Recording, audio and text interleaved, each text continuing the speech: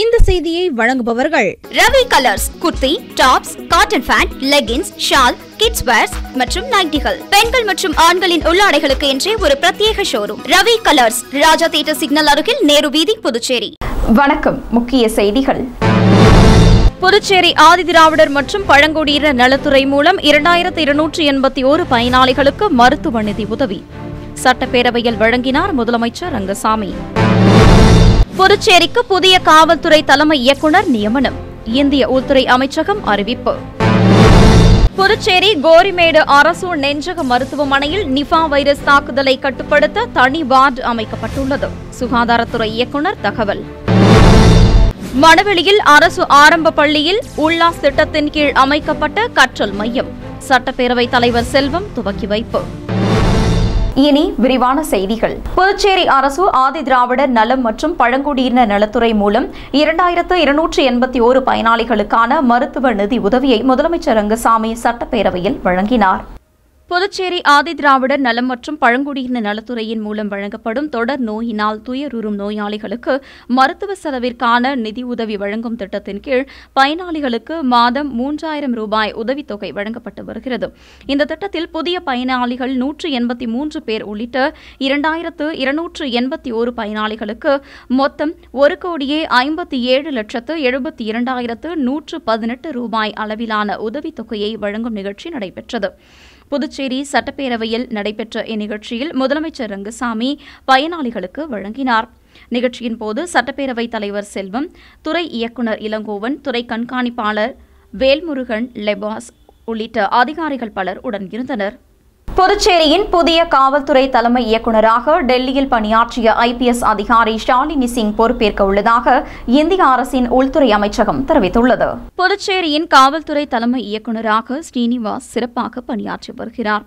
இந்நிலையில் இம்மாத இறுதியுடன் அவர் பணி நிறைவு பெறவுள்ளார். இதனையொட்டி புதுச்சேரி மாநிலத்தின் புதிய காவல்துறை தலைமை இயக்குநராக டெல்லியில் பணியாற்றி வரும் IPS அதிகாரி ஷாலினி சிங் பொறுப்பேற்க உள்ளதாக இந்திய அரசின் உள்துறை அமைச்சகம் உத்தரவு ஆணை பிறப்பித்துள்ளது. புதுச்சேரி மாநிலத்தில் நிபா வைரஸ் தாக்குதலை கட்டுப்படுத்த கோரிமேடு அரசு நெஞ்சக மருத்துவமனையில் தனி வார்டு ஒதுக்கப்பட்டுள்ளதாக சுகாதாரத்துறை இயக்குநர் ஸ்ரீராமுலு தெரிவித்துள்ளார். கேரளாவின் மலப்புரத்தில் 14 வயது மதிக்கத்தக்க சிறுவன் மூளைக்காய்ச்சலால் பாதிக்கப்பட்டு அது நிபா வைரஸ் தாக்குதலால் ஏற்பட்டது என்று கண்டறியப்பட்டுள்ளது. இந்நிலையில் புதுச்சேரி மாநிலத்தில் இந்த நோயை தடுப்பதற்கான அனைத்து நடவடிக்கைகளும் துரிதமாக மேற்கொள்ளப்பட்டு வருகிறது.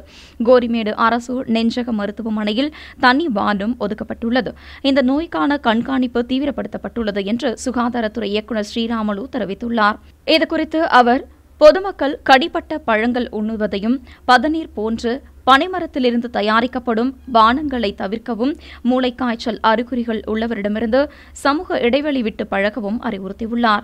மூளைக்காய்ச்சல் போன்ற அறிகுறிகள் தென்பட்டால் உடனடியாக பாதிக்கப்பட்டவருக்கு முகக்கவசம் அணிவித்து அருகில் உள்ள அரசு மருத்துவமனையை அணுகுமாறும் அறிவுறுத்தியுள்ளார்.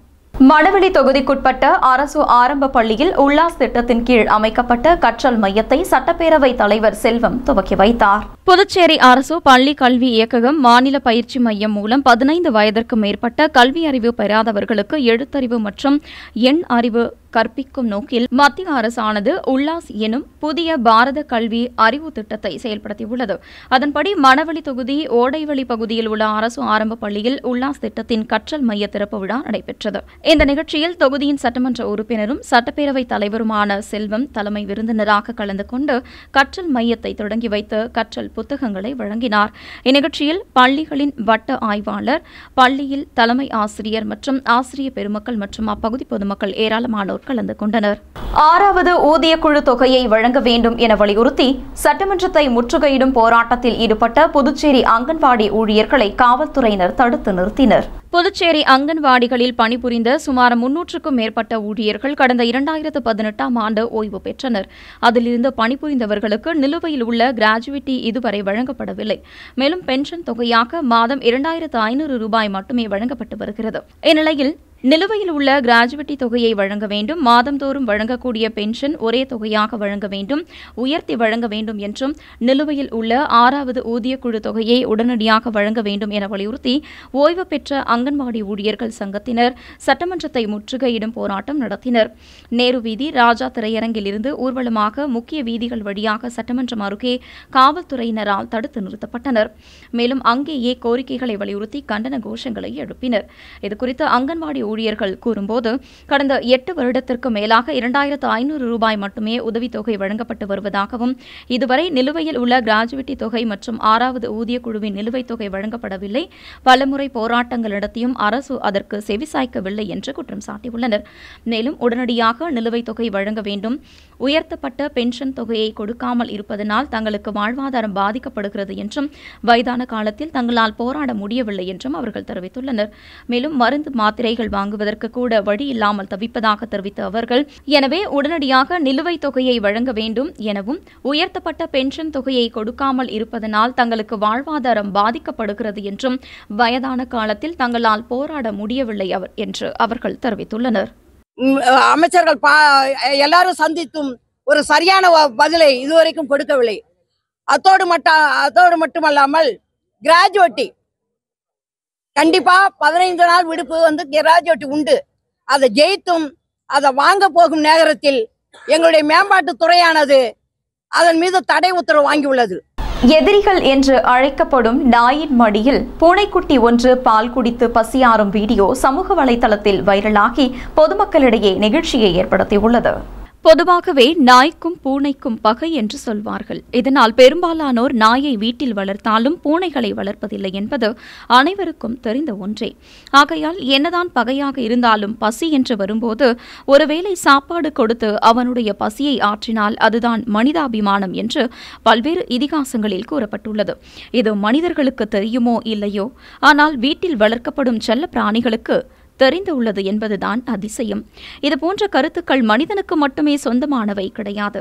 ஆனால் சில நேரங்களில் வீட்டில் வளர்க்கப்படும் செல்ல பிராணிகளுக்கும் இந்த கருத்துக்கள் ஒத்து வருகிறது. அப்படித்தான் பசி என்று தவித்த ஒரு பூனைக்குட்டிக்கு பால் கொடுத்து பசியாற்றிய நாயின் வீடியோ தற்போது இணையத்தில் வைரலாகி வருகிறது.